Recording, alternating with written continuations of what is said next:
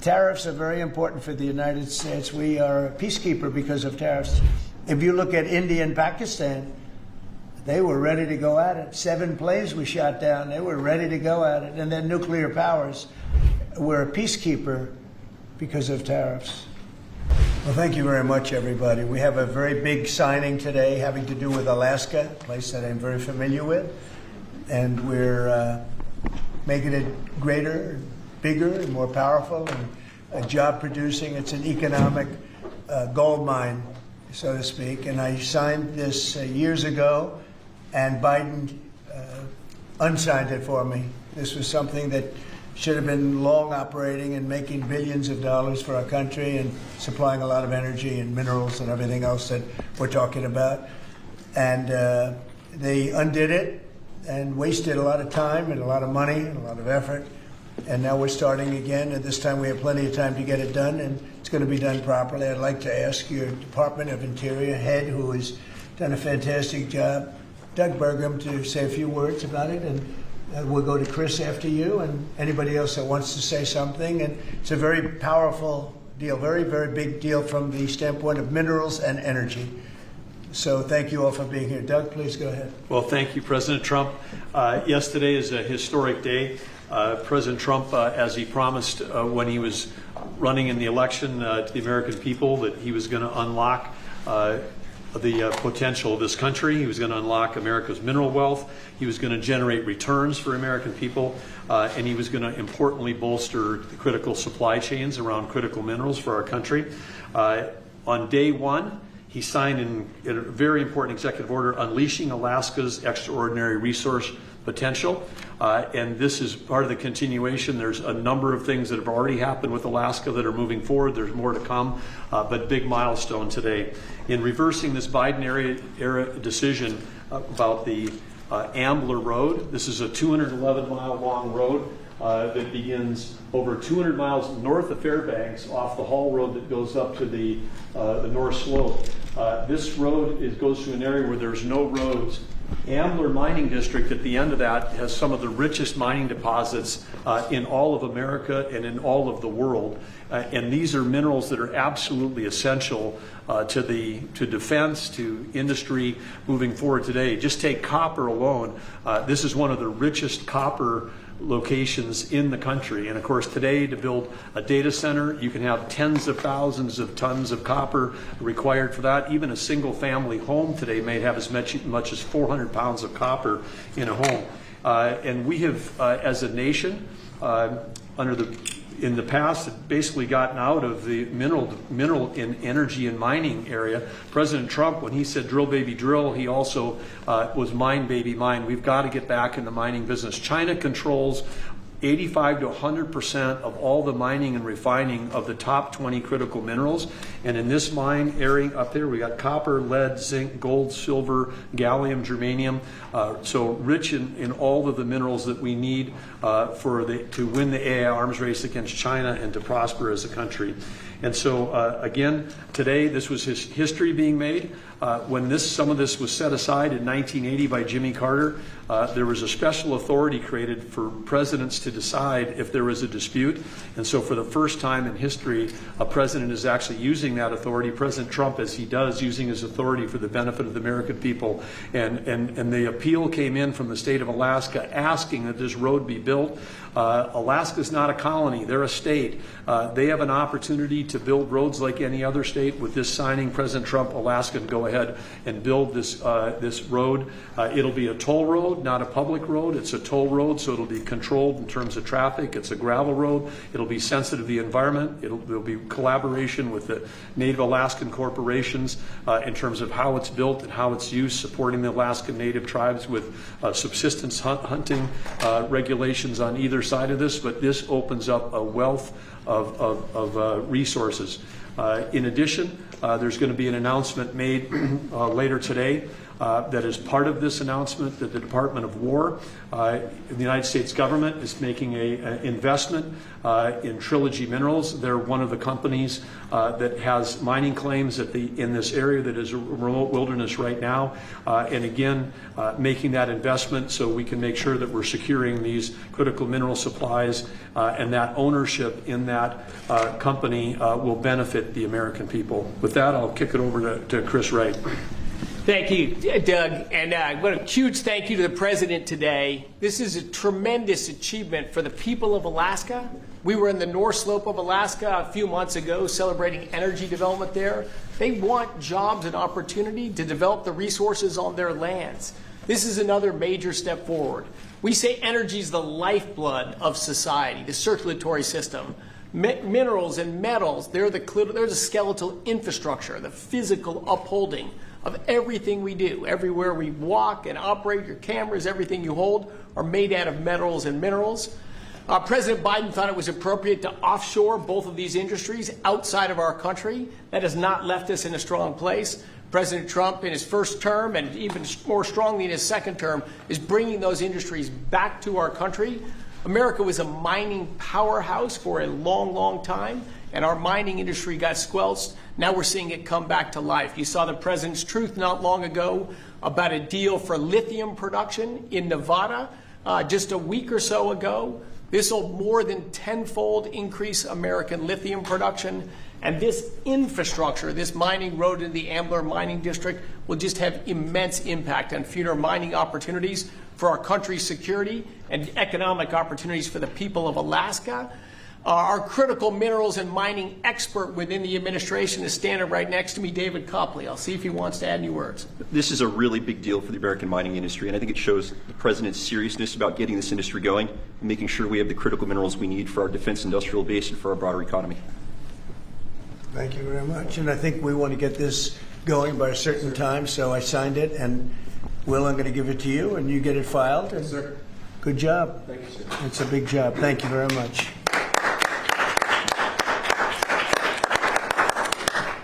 So we created a great deal of wealth for that part of the world and that part of our country by doing this long, very difficult road to build, and we'll be talking about that sometime later. But it's a great deal for our country. It's a great deal for the people of our country and for the taxpayers of our country. And if you have any questions on that, let me know. When do you Steve? expect the road to be constructed? I mean, how quickly will that get underway? Well, this road, as I said, industrial road, it'll have ownership. It'll likely be split between the state of Alaska, the federal government, and the Native Alaska corporations. We would expect that construction would begin next spring with planning throughout this winter. The 211-mile long road will be a gravel road with a solid design base to handle the weight of the trucks that are going in and out. This is typical design that far north. Because asphalt with a freeze-thaw cycle, very difficult with asphalt or concrete. So gravel, a fantastic gravel road is going to have the least impact on the environment, going to be the best suited purpose. Alaska's done this in the past with the Red Dog mine.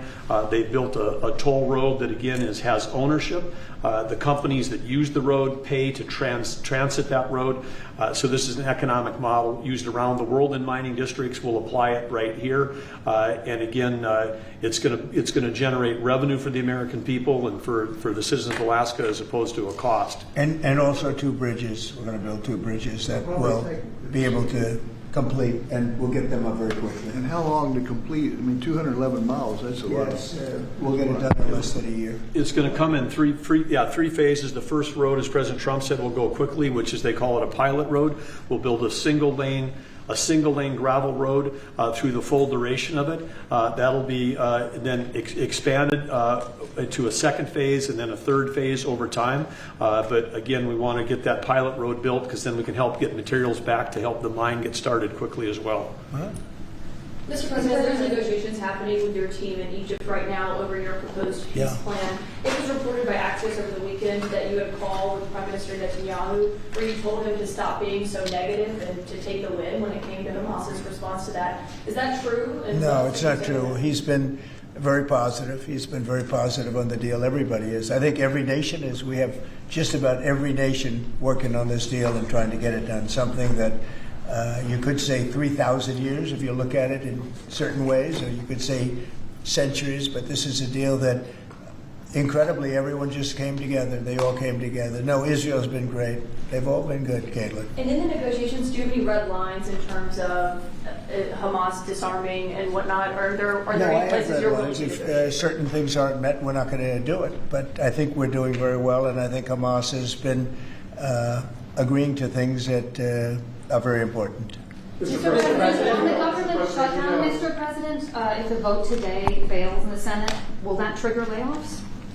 It could. At some point it will. And, the Democrats are the ones that started this. And if you think about it, it's about health care to a large extent. It's about we want great health care for people. We don't want to give the money away to other people that come pouring into our country. And they've already poured it because nobody's coming into our country. Now we have the border totally stopped.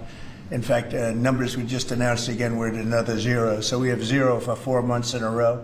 0 people coming into our country illegally. That's a pretty good number. I'm not sure even I can believe that, Doug, if you want to know the truth. 0. We went from millions of people to 0, but it's pretty close to that number. And the way you stop them is not to give away, not to announce that you're giving everybody free health care, free this and that. But what that does is it affects the American people because the American people are unable to get good health care.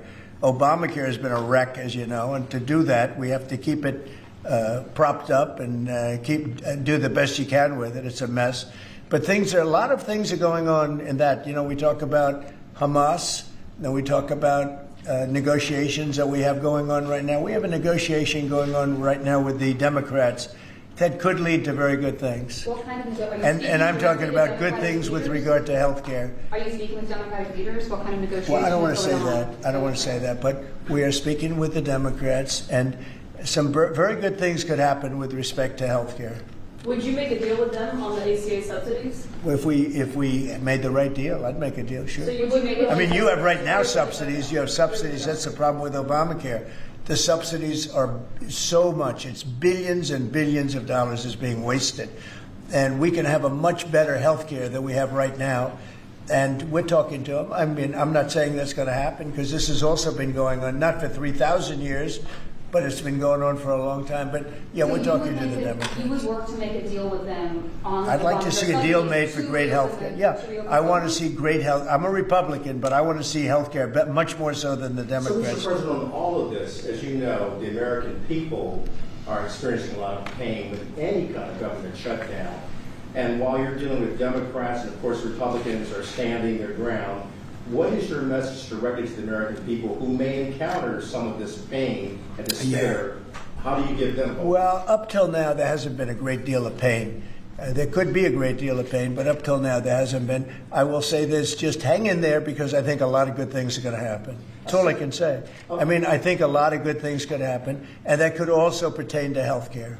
Mr. Follow-up question. I've seen a surge in attacks on ICE agents across the country, including the shooting in Dallas and over the weekend in Chicago. We saw 10 cars boxing in on ICE agents and another one ramming into an ICE vehicle. Well, We have heard Secretary Noem saying that some of these attackers are actually organized and they're planning to kill and ambush these officers. Right. What are the consequences for you? Very severe. We're going to have very severe. We're going to find out who's going after our federal agents. So when you look at Chicago, they've had probably 50 murders in the last 6 or 7 months, 8 months. Many, many people shot, like 30, 40, 50 people shot. Didn't die, but they've been shot. It's like a war zone. And then I listen to the governor and the mayor get up and say how they have it under control. They don't. It's probably worse than almost any city in the world. You could go to Afghanistan. You can go to a lot of different places, and they probably marvel at how much crime we have. Then you go to Memphis, where we are right now. Now, you had it just like in Washington, D.C. right now. You people know better than I do because you have to live right inside. And so many of the press have come to me. They've said, I can't believe it. It's changed so much. We have a safe city in Washington. Memphis will very soon have a safe city. Chicago can be very, very safe. It's going to be very safe. But Chicago is going to be very safe. And you say, why is it that a governor wouldn't accept free help from regardless? I mean, whether it's National Guard or the military or anybody. I mean, if women raped and beaten and knocked to hell, and the same with men where they're being shot all over the place in large numbers. I mean, we had a week in Chicago where 11 people were murdered and 38 people were shot. And then we have a governor get up and say, oh, it's safe, we can handle it. He can't handle it. He's an incompetent guy. That's why they threw him out of the family business. They threw him out. I knew the family business very well. And they threw him out. And now he's a governor. And he should say, we'd love to have a safer place. Chicago's a great city potentially. You know, I told you, the head of the Union Pacific Railroad said, sir, save Chicago. It's a great city. It's going to be lost if you don't do it. We have no choice but to do this. And when judges give us rulings that, you know, you don't have to do it, Portland is on fire. Portland's been on fire for years. And not so much saving it. We have to save something else, because I think that's all insurrection. I really think that's really criminal insurrection. So I appreciate the question. These are unsafe places. We're going to make them safe. So you see what's going on in Memphis. Not pretty, but you know what? We're doing a pretty job, because it's going to be a very safe place in a little while. And the people of Memphis are so happy that we're there. And the people of Chicago. So you have black women with MAGA hats on in Chicago, all over the place. They want the guard to come in, or they don't care who comes in. They just want to be safe. And they really don't care. You know, there was one woman, and she was great today. She said, you know what? I don't care if it's the National Guard, the Army, the Marines, the Air Force. I don't care who comes in, as long as we're safe. And that's the way most of the public feels. We're going to make Chicago really great again. And we're going to stop this crime. Then we're going to go to another one, and we're going to go city by city. We're going to have safe cities. And it was so great that we started with our nation's capital, one of the worst. I mean, so many people, every week somebody was killed. They'd come from Iowa, they'd come from Indiana. They want to see the Jefferson Memorial, the Lincoln Memorial. They want to see something, and they'd get shot. And you'd call their parents, I'm sorry, but your son is dead. And they go, what do you mean he's dead? Came to Washington, D.C. Not anymore. That's not happening anymore. We have a safe place. We have a safe capital. It's as safe as we have probably almost just about in the country. And if you look back 6 months ago, 7 months ago, this was a death trap. You look back during the Biden, I mean, what they did, how badly they managed things. And almost all of these cities, most of these cities are Democrat run. And we don't care, Democrat, Republican, we're going to make them safe. So we have to save Chicago. It's very important. And you can't have a governor getting up and saying it's good when 11 people were shot over a weekend. What? The Insurrection Act, under what conditions or terms would you? Well, I'd do it if it was necessary. So far it hasn't been necessary, but we have an Insurrection Act for a reason. If I had to enact it, I'd do that. If people were being killed and courts were holding us up, or governors or mayors were holding us up, sure, I'd do that. I mean, I want to make sure that people aren't killed. We have to make sure that our cities are safe. And it's turning out, and we started with D.C. It's been so successful. Think of it.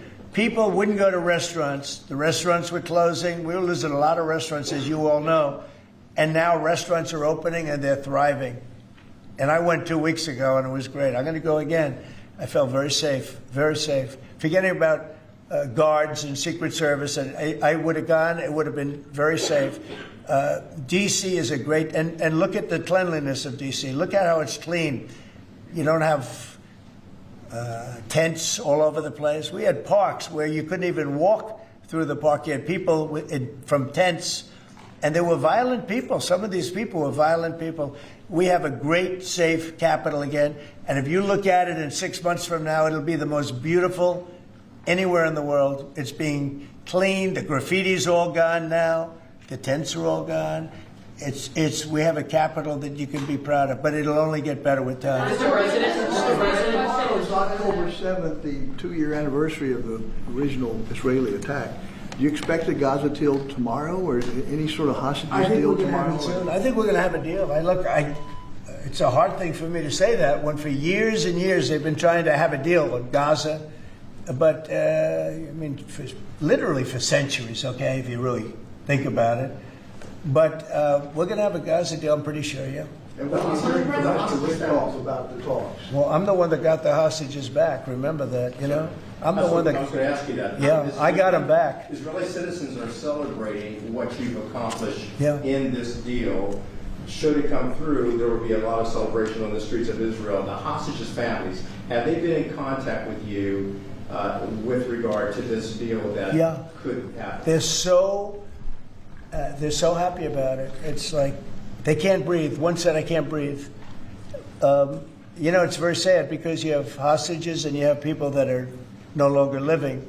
But the parents, and I've said this to you many times, the parents want the bodies of their boy back, the bodies of, you know, their loved one back. In most cases, they're young men, and they're dead. And there's probably 32 or so, about that number. Nobody knows exactly what the number is. They want that body back as much as if their son were alive. I've been with them. You know, many have come to the White House, to the Oval Office. I've been with many of the people that I got released. We have a fantastic group working on it. Steve Witkoff has been amazing. Jared, I have Jared. I took Jared out because Jared's a very, you don't find anybody more capable, and we have the A+ team working on it. I think we've made tremendous progress. And yeah, the people of Israel wanted to happen, but the people related to hostages. I mean, you see in Israel tens of thousands of people. They really want the hostages back, and they really want things to end. And I think Hamas now has been, all I can say is they've been fine. They've been fine. I hope it's going to continue that way. I think it will. I really think we're going to have a deal. We have a really good chance of making a deal, and it'll be a lasting deal. We want to have peace. This is beyond Gaza. Gaza's a big deal, but this is really peace in the Middle East. And the amazing thing is we have every Arab country, every Muslim country, we have every country surrounding. They all want. I spoke with President Erdogan of Turkey. He's fantastic. He's been pushing very hard. He's a very powerful guy, and he's been pushing very, very hard to get this deal done. And Hamas has a lot of respect for him. They have a lot of respect for Qatar. They have a lot of respect for UAE and Saudi Arabia. We have everybody is on our side to get this deal done. There's never been anything like it. Nobody's ever seen it. There's always been like 80% of them don't want something done. I think virtually we even had a very strong signal, as you know, from Iran. They'd like to see this done. Mr. President, Governor Abbott offered up the Texas National Guard to you. Have you had any other conversations with other red state governors? They're willing to offer. Every one of them is willing to offer whatever we need. We thank Governor Abbott of Texas.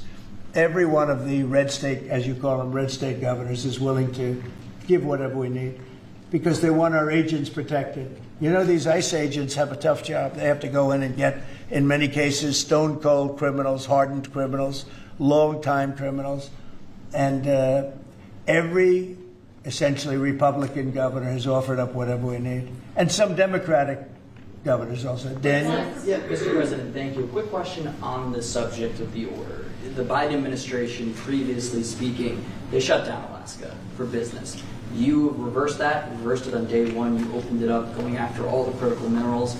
This mission of yours, Secretary Burgum, Secretary White, to boost our own independent production of critical minerals, rare earths. Can you just talk about how important that is over the next 4 years, sir?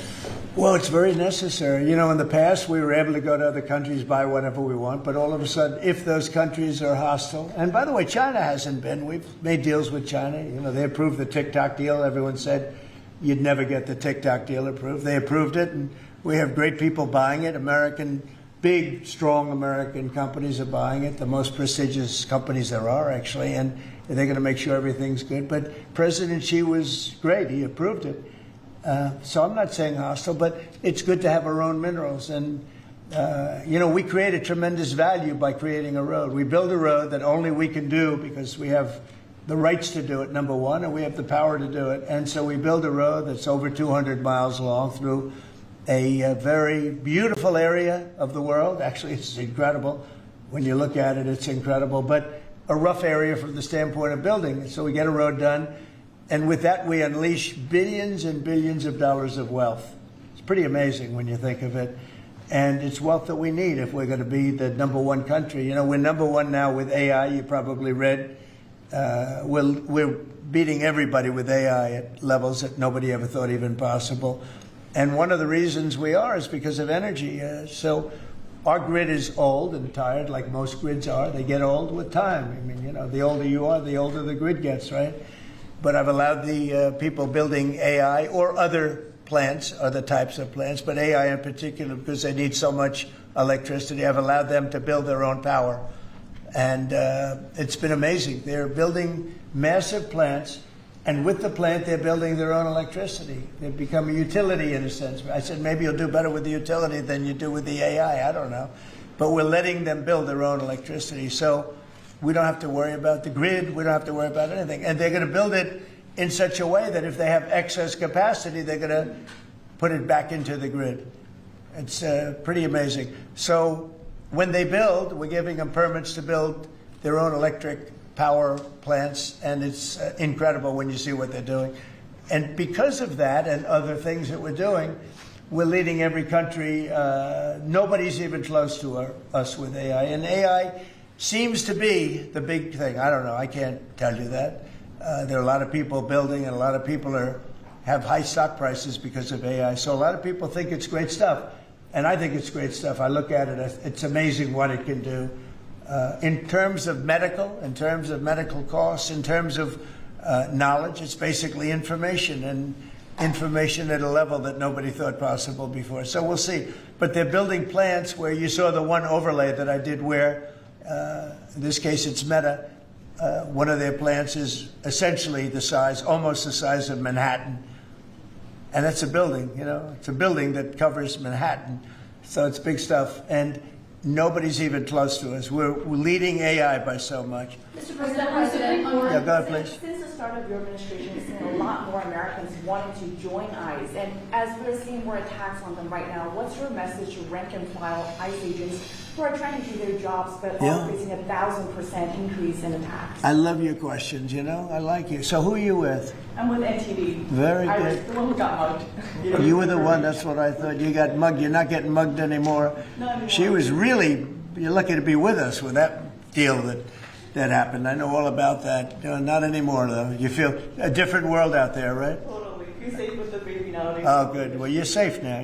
Nobody's going to be hurting you in any way. Thank you, Mr. President. Okay, thank you very much. Mr. President, on the Supreme Court today, Thank you. So the bottom line on your question, we're just going to make things real safe. We're going to have a country that you can be proud of, not a country that you read about every day where somebody gets mugged from behind or hit over the head with a baseball bat. Those people aren't with us any longer. Yeah, please. Mr. President, yes. Thank you very much. Thank you, Mr. President. On today's call with Lula from Brazil, Yeah. are you considering lowering tariffs after the call? Well, I had a great talk with the president of Brazil, who's a good man. I met him actually at the United Nations. I was going up to make a speech, and I didn't have a teleprompter. I was walking up to my teleprompter. I said, I don't have a teleprompter.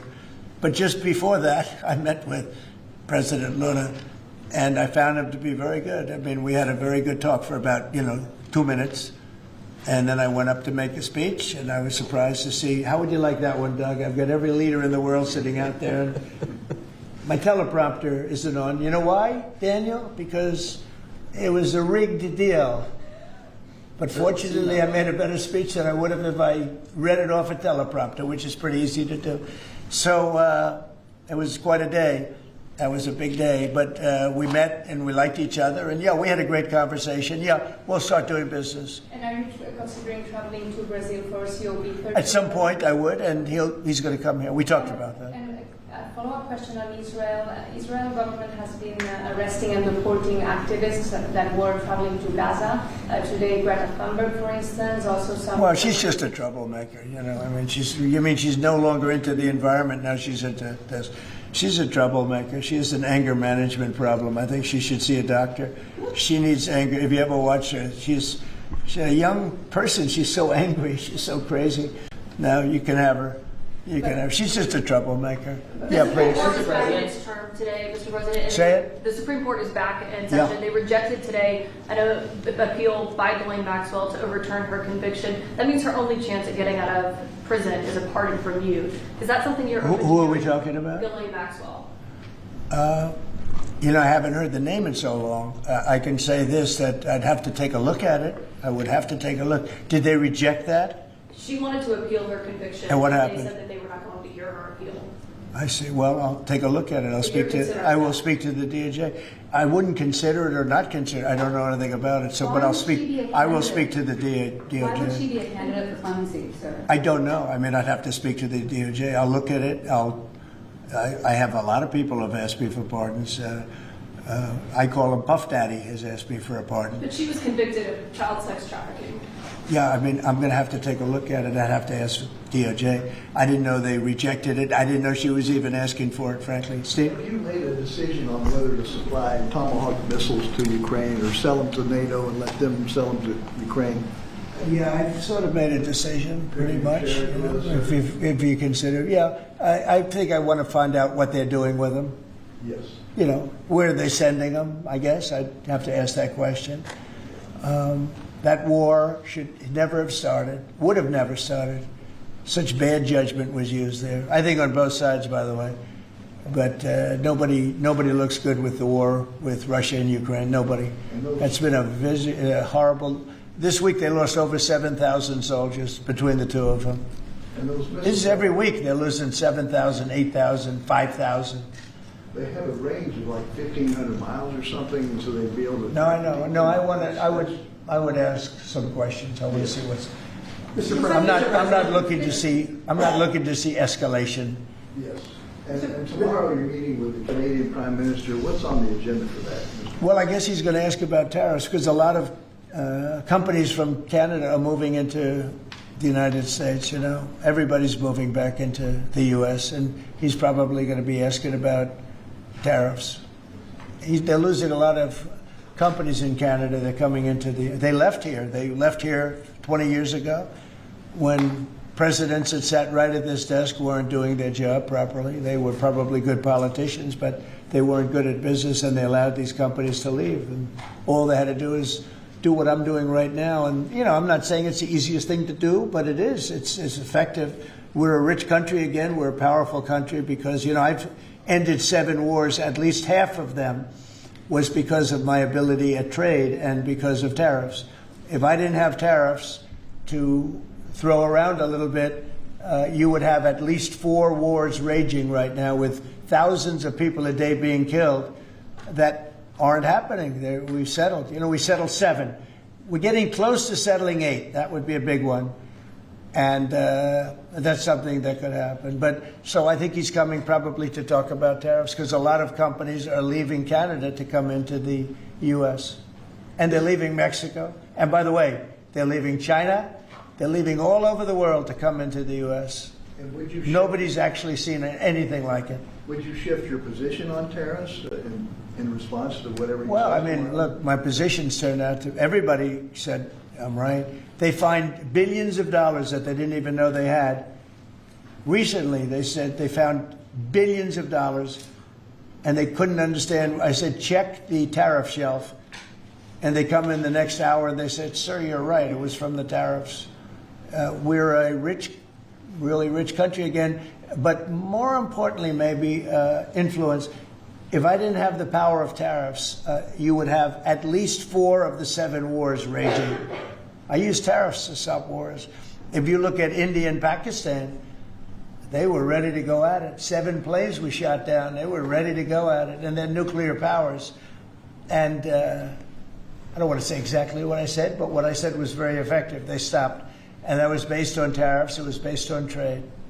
Tariffs are very important for the United States. We are a peacekeeper because of tariffs. Not only do we make, you know, hundreds of billions of dollars, but we're a peacekeeper because of tariffs. Mr. President. On the shutdown, Mr. President, the shutdown that occurred during your first term lasted 35 days. Yeah. How long do you expect this shutdown to go? Well, you don't know. Look, I can say this, that it would have not happened except for the Democrats. The Democrats are very foolish. They've lost their way. And we have a new thing now when you look at, it's called crime. It's called absolute, as Biden would say, well, I won't say what he would have said. Remember when he said, it's a 3-letter word, no. Remember that one? Everyone say, what was that all about? He probably meant exclamation point or something after the word. But this is a 5-letter word, crime, C-R-I-M-E. And we want to put it out and are putting it out, and they don't. They don't seem to care about it, but they do care. I believe that Pritzker and this mayor of Chicago that like to say about they don't have it under control. Not only is it not under control, it's the opposite. And I believe they're afraid, they're scared for their lives. I believe that the Portland people are scared. You look at what's happened with Portland over the years, it's a burning hellhole. And then you have a judge that lost her way, that tries to pretend that like there's no problem. Actually, she's not even saying that. There's a huge problem in Portland. I'll tell you what the problem is. Crime. Okay, crime. There's a huge problem in Chicago. It's called crime. And we want to put out the crime, and they want to inflame the crime. And why they want to, I don't know. But it could be that Pritzker is scared for his life. Yeah. You placed that judge on the UN. Do you have an update on the investigation into what happened to you at the UN last month? And also, what's your message to Americans who are concerned about your and your family's safety as you're very out in the public attending? Yeah, I am out there. There's no question about it. Well, at the UN, we had a problem with the teleprompter. We had another problem that nobody has actually talked about. The people in the room didn't hear my speech. Did you know that? The people in the room, they didn't have any loudspeakers, and they didn't hear my speech. And I thought I made a really good speech. I mean, considering I didn't have the use of teleprompter, which is unusual. But I made a speech. I could have walked off the stage. I guess most people, Doug, I think most people would have just said, we'll see you in about a half an hour, right? But, you know, they obviously turned off I think they turned off the teleprompter. But there was a reason that it didn't work. I actually know the reason. They didn't let the teleprompter person into the room. Okay, which is essentially the same thing. So I made a speech. It turned out to be a very good speech, got good reviews. I went out to the audience after the speech. I saw my wife. I said, how good was that speech? Was that unbelievable or what? She said, I didn't hear a word you said. I said, what do you mean? She was sitting in the front. I said, what do you mean? She said, you couldn't hear anything that you said. The speakers were turned off. So I think that's pretty bad stuff, right? You know, especially since we support most of the United Nations. And yet I still want to keep it in New York because I think the United Nations has tremendous potential. If properly run, the United States has tremendous potential. But think of this. I settled 7 wars. I never spoke to the United Nations about it. Not one of them. You look at, and those were wars that were raging a long time.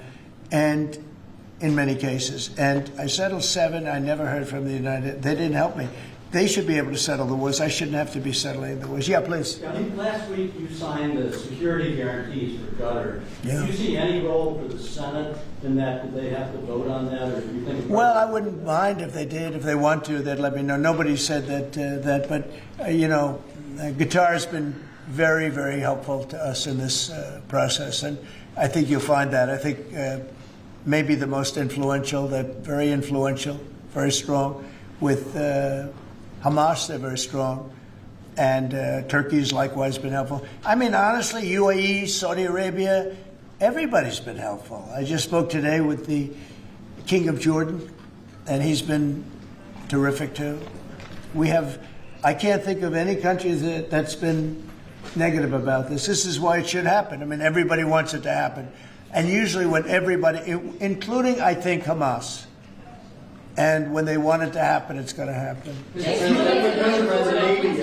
Comey is being arraigned on Wednesday, obviously after his indictment. Are you worried that your own statements calling for his prosecution could help him actually in his defense of this case? No, I think he's a crooked guy. He's a dirty cop. Comey, I think he's a dirty cop. He's a recognized by many people to be a dirty cop and dishonest guy.